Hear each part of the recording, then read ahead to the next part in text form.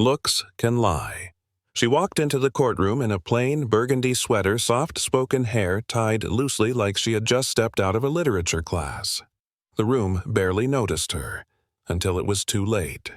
What no one knew, not the judge, not the lawyers, not even her own principal, was that Rachel Myers wasn't just a high school teacher. She was something far more dangerous to the powerful a woman who remembered everything and forgot nothing. And today, they picked the wrong simple woman to silence. This isn't just a courtroom drama. This is a story about knowing your rights, standing your ground, and flipping the script quietly, methodically, and completely. Have you ever been underestimated just because of how you look or what you do? Comment 1 if yes, or 2 if you've ever seen someone rise just when they were counted out. Now, let me take you back to where it all started.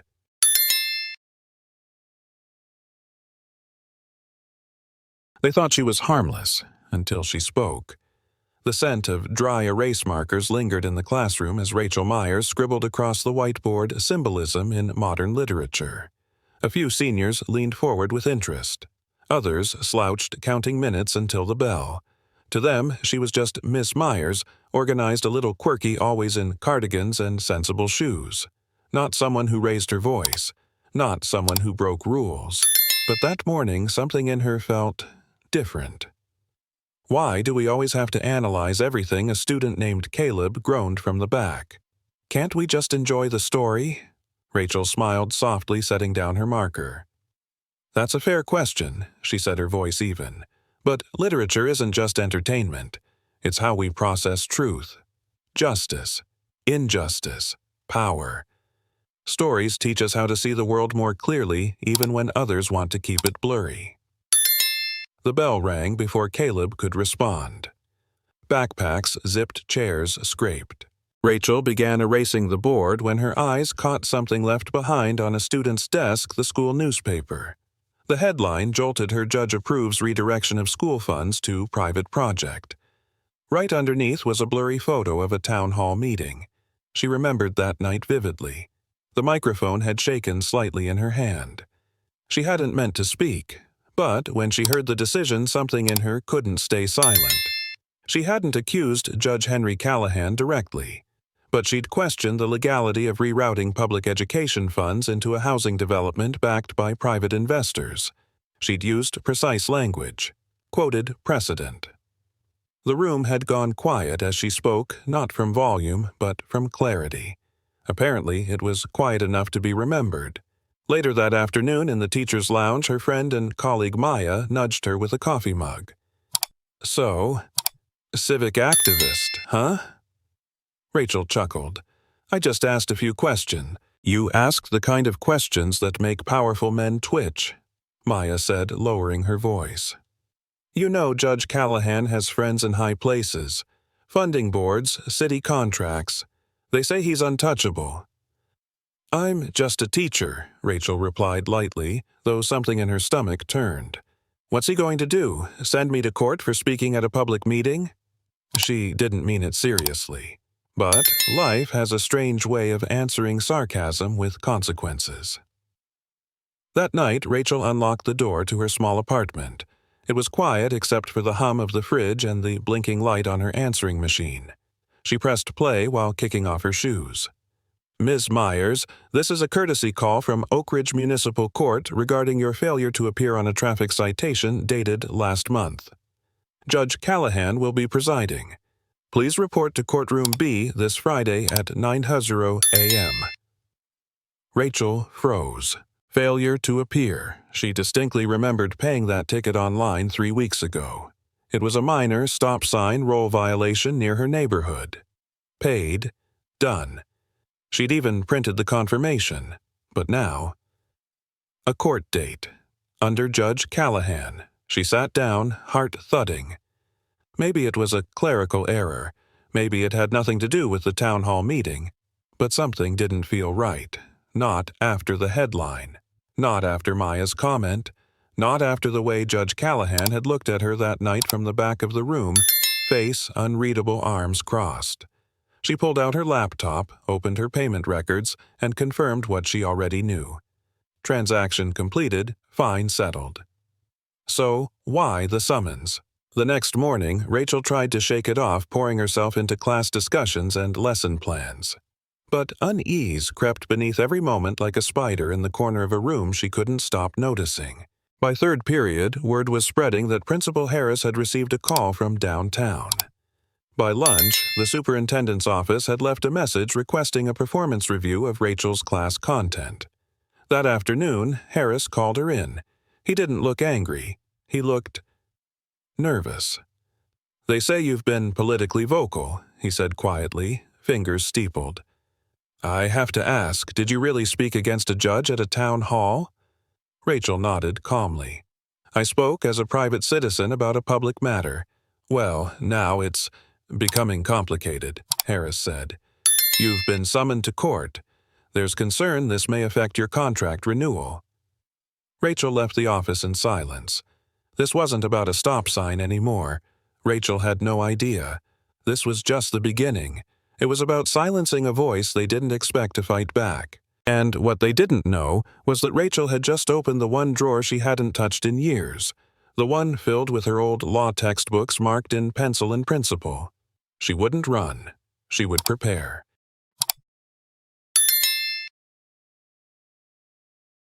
The more she uncovered, the less it felt like coincidence. The court notice arrived in a heavy cream envelope. No stamp. Hand-delivered.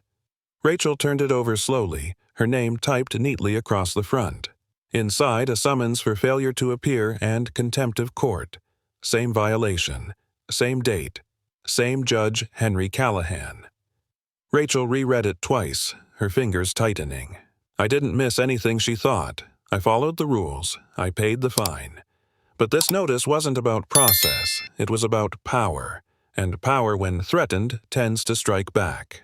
That night, Rachel pulled out a worn file box labeled Law School, Cassie. Cassie had been her given name, Cassandra Myers, before she quietly switched to Rachel when she became a teacher. A fresh start. A different life. Inside the box were notes from civil procedure class outlines on due process and a thick binder with the label Judicial Ethics and Misconduct. Her fingers ran over the old tabs. It felt like revisiting a ghost. As she flipped through pages, her phone buzzed. "Maya, you're not going to believe this," her friend whispered. "Principal Harris just asked me if you've ever discussed the justice system in class. He said he's under pressure from above."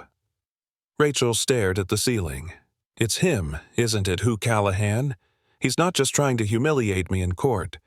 He wants me out of the classroom, out of the way." A pause. "You sure you're ready for this?" Maya asked gently. Rachel didn't answer. Instead, she reached for her laptop and opened the Oak Ridge County Public Records database. Search Judge Henry Callahan. Contempt citations. Her eyes narrowed as page after page appeared. In the past 6 years, citations for contempt had increased by 400%. Names repeated. Some were activists. One had written an op-ed in the local paper. Another was a teacher who'd spoken against rezoning. Pattern. Rachel's breath caught. This wasn't about her. Not just her. This was a method. A system. At the bottom of the list, one name jumped out: Lillian Shore, a former journalist. Rachel remembered her. She'd written a fiery expose on local officials 2 years ago, then suddenly vanished from the paper. Click. Her citation: contempt of court. Failure to comply with document request. Rachel scrolled further. Case closed. No appeal, no public defense. Her phone buzzed again, this time a message from Jared, a former student turned local reporter. "Heard about what happened. You want help?" Rachel replied. "Need everything you can find on Judge Callahan's pattern of contempt charges, especially after public disputes." Jared responded with a thumbs up and a single word: on it. Across the room, Rachel's grandfather's old briefcase sat beneath a bookshelf. She reached for it. Inside his notes case, summaries and yellowed printouts.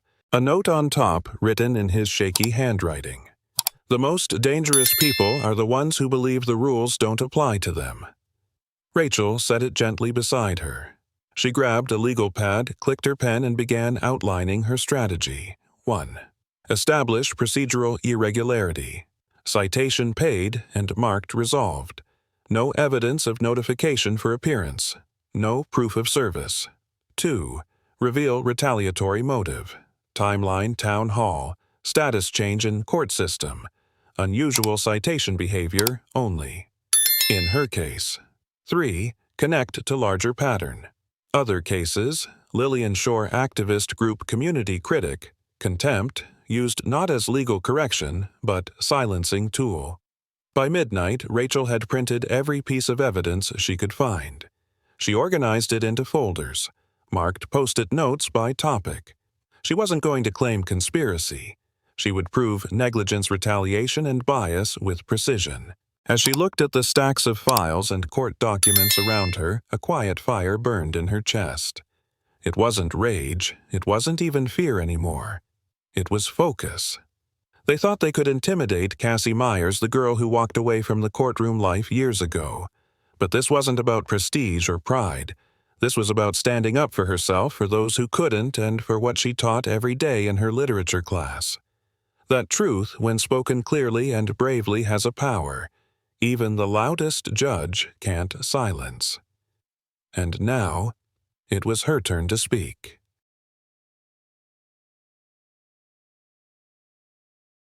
Justice doesn't shout, it builds brick by brick.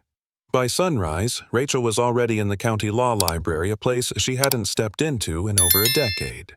The smell of old books and the quiet hum of fluorescent lights greeted her like old friends. Behind the desk, Mrs. Gallagher, the librarian who seemed frozen in time, peered over her glasses. "You're not one of the regular attorneys." "No," Rachel replied, setting her tote bag down. "Just a teacher with an unusual court date." Mrs. Gallagher tilted her head as if recognizing something deeper. "Well, you're the first one here when we open. That usually means one thing: someone underestimated you." Rachel gave a tight smile. "Exactly." She spent hours buried in volumes, judicial codes, procedural statutes, and ethics rulings. She highlighted clauses, cross-referenced precedents, and flagged key pages with sticky notes. One passage struck her. "Any judge whose impartiality might reasonably be questioned shall disqualify himself." Judicial Conduct Rule 211. That afternoon, she made her way to the Oak Ridge County Records Office. The clerk, a young man named Victor, gave her a puzzled look when she requested transcripts from 8 specific contempt cases under Judge Callahan. "These are oddly specific," he commented as he searched the database. "I like patterns," Rachel said simply. The documents arrived an hour later. Rachel sat at a corner table and read through every one. Some were one-pagers barely detailed. Others had glaring omissions. No certified service receipts, no documentation of notice sent, just quick judgments, swift fines, and defendants who never returned. And then, case number 27841, A. Elise Moreno. Her file showed a traffic citation identical to Rachel's. Same online payment confirmation. But 3 days later, her case status was manually updated to appearance required. No explanation, no communication. Exactly like Rachel's. Elise had eventually pled guilty to contempt, paid $1,500, and was placed on a year of probation. No attorney, no appeal. Rachel jotted her contact info. Back home, her dining table had transformed into a legal war room. Evidence packets, timelines, and handwritten notes filled every inch. Her cat weaved through the paper towers, careful not to disturb the order. Her phone buzzed. A message from Jared the reporter. Got the list. 9 names, all spoke against Callahan. 7 got cited. 2 had their school contracts not renewed. Attached was a spreadsheet. Rachel's eyes scanned each line. She remembered 3 of them. One had been a youth counselor. Another, a single mother who'd questioned a zoning decision. All gone quiet now. Then, another ping. Elise Moreno had replied to Rachel's email. "I always wondered if it was personal. I thought I was alone. I wish I had fought back. You still can." Rachel stared at the message. Her fingers paused over the keyboard. This wasn't just about vindicating herself anymore. It was about documenting a pattern, building a case the system couldn't brush off. The next day, she called the State Bar Association and requested an informal ethics consultation. She spoke with Linda, an old classmate from law school. "I'm not practicing, Linda," Rachel said quickly. But hypothetically, if someone uncovered a pattern of judicial retaliation based on protected speech, would that trigger oversight? Hypothetically, Linda chuckled. Absolutely. But it has to be airtight specific charges, provable bias, and clean procedural violations. One crack, and it all gets dismissed. Rachel nodded. What about a motion for recusal? Judges hate them, but if done right with facts, not emotion, it's powerful. You only get one shot, though. Make it count. That evening, Rachel added a new section to her binder, Motion to Recuse. Draft outline. She pulled out her grandfather's old leather briefcase and began organizing. Each folder labeled, each exhibit numbered. She rehearsed her opening lines in the mirror, respectful, firm, confident. No arrogance. No trembling. Your Honor, I move for recusal on 3 grounds. She knew the law, knew how not to overplay. She wouldn't accuse Callahan of corruption outright. Not yet. She'd let the facts point in that direction. Let him reveal his intent through his reactions. Before bed, she paused at the photo on her bookshelf, her grandfather in front of the county courthouse, shaking hands with the farmer he'd helped fight an unjust land seizure. She remembered his words. You don't need a badge or a bench to stand for justice. You just need to know the rules better than the man breaking them. Rachel closed her eyes. Tomorrow, she wouldn't go in as a scared teacher. She'd go in as someone who remembered who she was before the cardigans and lesson plans.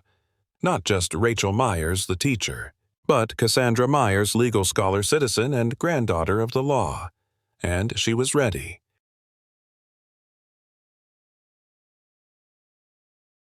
He set a trap. She brought the map. The morning of the hearing, the Oak Ridge Municipal Courthouse buzzed with quiet tension. Rachel arrived early, her briefcase in hand, her burgundy sweater cleanly pressed. No power suit, no announcement. Just another woman in the waiting area, at least to anyone not paying attention. She sat in the back row of the courtroom watching Judge Callahan from afar. He was swift, dismissive, authoritative. Defendants barely finished sentences before he rendered decisions. His eyes avoided hers until the last possible moment. Docket 41C. The clerk called. Myers, Rachel. Rachel rose. She didn't rush. She didn't pause. She walked straight to the defendant's table and opened her briefcase with steady fingers. Judge Callahan looked over his glasses, face unreadable. Ms. Myers, you are charged with failure to appear on a scheduled court date and contempt for disregarding this court's orders. How do you plead not guilty? Your Honor, Rachel said evenly, and I respectfully request permission to clarify the facts surrounding this citation. The judge waved his hand. Proceed. Rachel stepped forward and held up the citation. This is the original ticket I received. As you'll note, there's no appearance date listed nor any indication that court attendance was required. She passed the document to the clerk, who looked momentarily confused. Callahan didn't flinch. I paid this fine. Online, Rachel continued. 3 days later. I have the confirmation receipt time-stamped and processed. She handed that over as well. Callahan leaned back. The court's records show the citation status was updated on October 9th to appearance required. Yes, Your Honor, Rachel said calmly. I noted that. The change occurred after my payment had already been accepted and processed, something that's happened only once in the past year according to municipal records. My case. A ripple of movement ran through the gallery. Callahan's tone sharpened. And are you suggesting this court made a special exception in your case? I'm suggesting a pattern, Rachel said, her eyes locking with his. And I'm prepared to present evidence. Callahan's jaw twitched. Rachel reached for her binder. I have documentation of 7 similar cases where individuals faced unusual court changes, fines, or contempt citations shortly after publicly opposing your decisions. In each, the procedural irregularities mirror mine. Post-payment status changes, lack of proper notice, absence of certified mail or delivery records. Callahan slammed his gavel. This is not the time for conspiracy theories, Ms. Myers. Rachel didn't flinch. This is the time for facts, Your Honor, and I believe the court and the public deserve to know whether this proceeding is truly about law or retaliation. The courtroom fell silent. Callahan's voice dropped to a low growl. You have a history of undermining authority, Ms. Myers. I heard your remarks at the town hall. You made quite an impression. There it was, the moment she had been waiting for. Thank you, Your Honor, Rachel said, her tone steady. Let the record show that the presiding judge just linked this court proceeding to my constitutionally protected speech at a public forum. Someone in the gallery gasped. A young reporter in the back began writing furiously. Rachel opened the final folder and drew a breath. At this time, she said, I move for judicial recusal under Rule 211 of the Code of Judicial Conduct, which requires recusal when impartiality might reasonably be questioned. Callahan narrowed his eyes. On what grounds?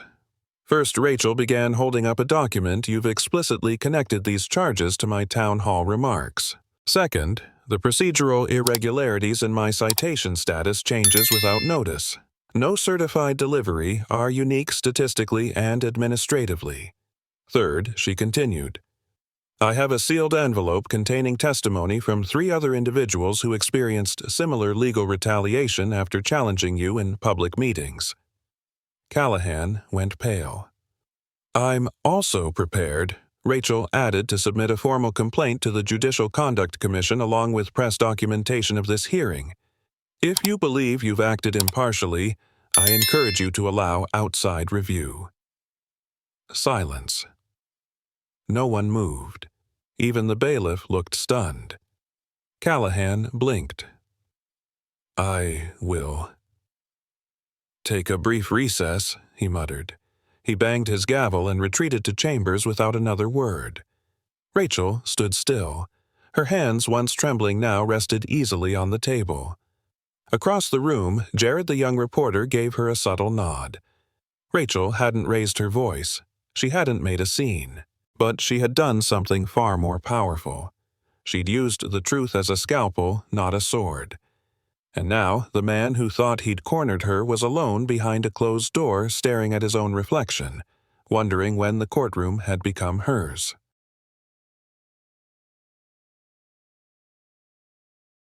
You don't need to wear the robe to own the room. 15 minutes passed. In courtroom time, that felt like an hour, especially when the judge had fled his own bench. Rachel sat alone at the defendant's table, her briefcase closed, her hands resting gently atop it. She didn't sip water, didn't fidget. Every second of silence was its own kind of power. When Judge Callahan finally returned, his gait had changed. Slower. He didn't make eye contact with anyone as he settled into his chair. The court will reconvene, he said tightly. Myers. But before he could finish, Rachel stood up. Your Honor, she said clearly before we proceed, I respectfully renew my motion for recusal.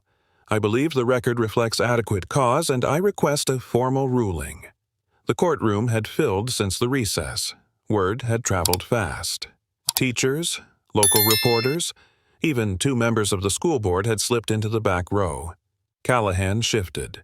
The motion is noted. With respect, Your Honor, Rachel replied, tone unwavering. A motion for recusal is not noted. It must be ruled upon. Callahan's lips thinned. The court denies the motion. Rachel raised her chin. Then, as per the collateral order doctrine, I'm filing an interlocutory appeal with the state appellate court.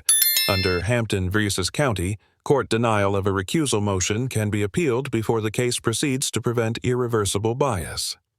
Gasps rippled through the room. Callahan blinked, caught between the law and the trap he thought he'd set. Rachel pressed on. Furthermore, I request that all records in this proceeding be preserved. I'll be filing a public records request today along with my ethics complaint.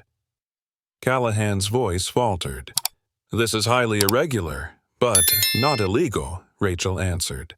"Unlike altering court records after payment has been received, or pursuing contempt without proof of service, or suggesting in open court that protected speech justifies judicial retaliation." Her words landed like stones skipping across still water, small but impossible to ignore. Someone in the gallery clapped once, a sharp, solitary sound. It was followed by more quiet at first, then insistent. A bailiff looked toward the judge for instruction, but Callahan said nothing. Then, from the gallery, a voice called out, "I was cited, too, after I wrote that editorial about the zoning plan." Heads turned. A man in a tan windbreaker stood up, and I never got notice either. Just like her, another woman raised her hand. "Same here. I was told my complaint disappeared in the system." Callahan's face drained of color. His hands gripped the sides of his chair. This wasn't a courtroom anymore. It was a reckoning. Rachel turned slightly facing the gallery. "I never wanted this," she said softly. "I just wanted to teach. But we can't teach about justice if we're afraid to live it. We tell our students to speak up, to think critically, and when we do that ourselves, we should be protected, not punished." She turned back to the bench. "Your Honor, I am not seeking revenge. I'm seeking acknowledgement. Dismiss the charges. Seal the record. Recuse yourself from any future involvement with my school, my students, or my name. That's all." Callahan stared at her, then at the gallery, then at the reporter scribbling with ferocious speed. "I will take this under advisement," he muttered. Rachel didn't back down. "No, Your Honor, this has already been taken under too many advisements. It ends today." Another wave of murmurs rolled through the room. For once, Callahan didn't fight it. "I will dismiss the contempt charge," he said at last, his voice brittle. "With prejudice." And the citation Rachel asked. Vacated, entirely, and the record sealed. Rachel gave a small, resolute nod. "And your recusal?" Callahan hesitated. "Then finally, I will voluntarily recuse myself from any further proceedings involving Ms. Myers or Oak Ridge High School, to avoid any appearance of impropriety." There it was. Rachel gathered her things. Her sweater had wrinkled slightly from sitting. Her voice remained steady, her dignity intact.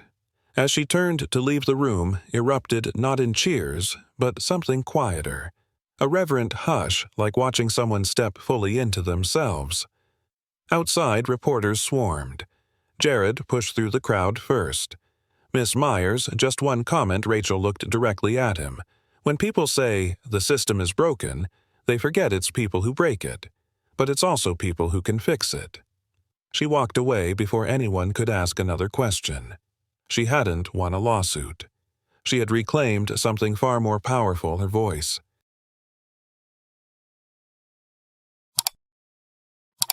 When quiet people speak, they echo. It had been 6 days since the courtroom confrontation, and Rachel's classroom once again smelled of coffee books and dry erase markers. But something in the air had changed, like the after-rain stillness when a storm has passed and everything seems both quieter and more alive. She stood at the front of her class holding a worn copy of To Kill a Mockingbird. Her students listened more intently than usual. Perhaps it was because of what had happened. Or perhaps it was because they'd finally seen with their own eyes what courage looked like, not in theory, not in literature, but in their own teacher. Real courage. Rachel read aloud, her voice calm but full. Is when you know you're licked before you begin, but you begin anyway and see it through no matter what. She paused, letting the words linger. The door creaked open. Principal Harris stepped in this time, not with a clipboard, but with someone else behind him, the superintendent, Ms. Althea Gibson.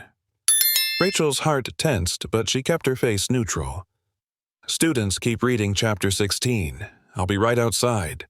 They walked into the hall. Superintendent Gibson was dressed sharply but without pretense.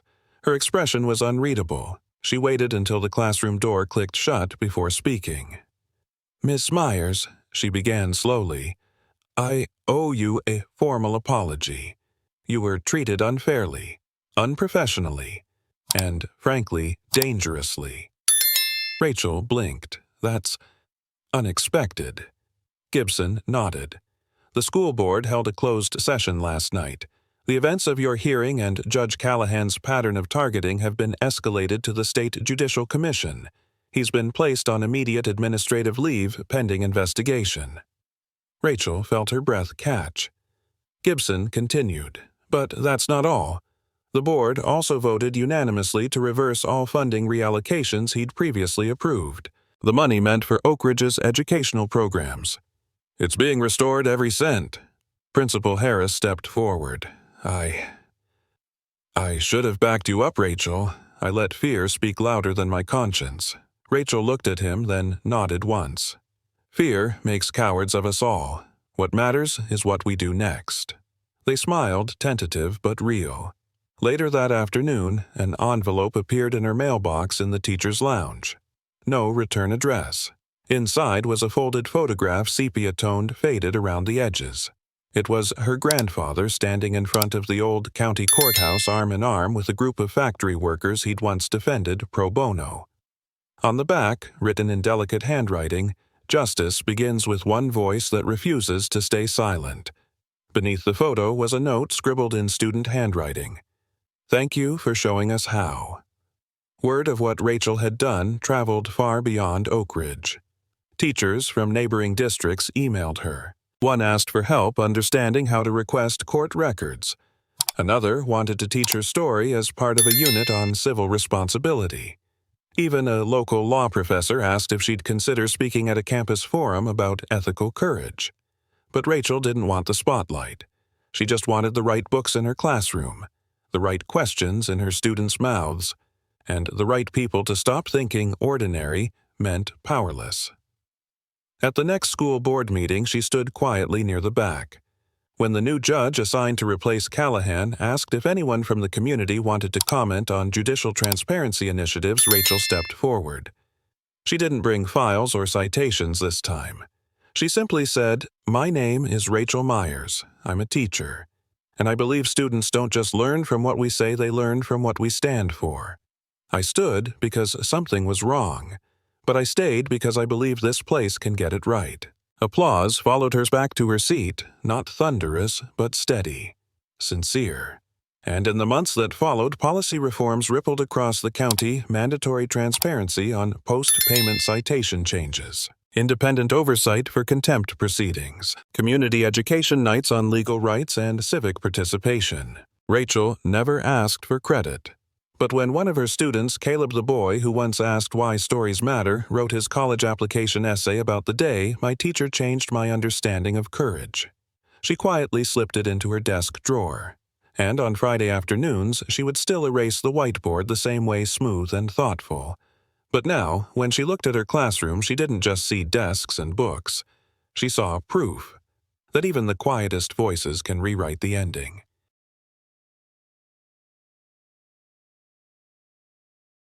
She never wanted to be the hero, just someone who didn't back down.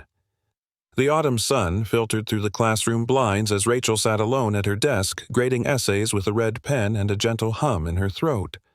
The school day had ended hours ago, but she wasn't in a rush. Peace, she'd learned, doesn't always arrive loudly. Sometimes it slips in quietly after the storm. On her bulletin board was a new addition, a photo of her students from last week's mock trial project, all dressed in thrifted suits, reading lines from old court transcripts and asking each other real questions. Caleb had played the judge reluctantly at first, but with growing confidence. He had looked at her afterward and said, "I get it now, Ms. Myers. Stories. They're blueprints for bravery." Rachel smiled at the memory. Her phone buzzed with a new email notification: Ethics Board formal investigation into Judge Callahan initiated. She didn't click it right away. She didn't need to. The wheels were already turning. What mattered more was the unopened envelope sitting on her desk, dropped off anonymously. Inside, a letter written in careful, looping script. "You probably don't remember me, but I sat in the gallery during your hearing. I'd given up on the system a long time ago. Watching you calm, precise, unshaken reminded me why I once believed in justice. Thank you for making me believe again." Tears touched the corners of her eyes, not heavy but real. She folded the letter and tucked it gently into the back of her copy of To Kill a Mockingbird. She never wanted this to become a movement. She only wanted to defend herself with dignity, but in doing so she had reminded other students, colleagues, strangers, that knowledge is protection and courage is quiet until it's called. As the classroom emptied for the weekend and the last bell echoed down the hall, Rachel whispered to the room, "You don't have to be loud to be powerful. You just have to show up, prepared."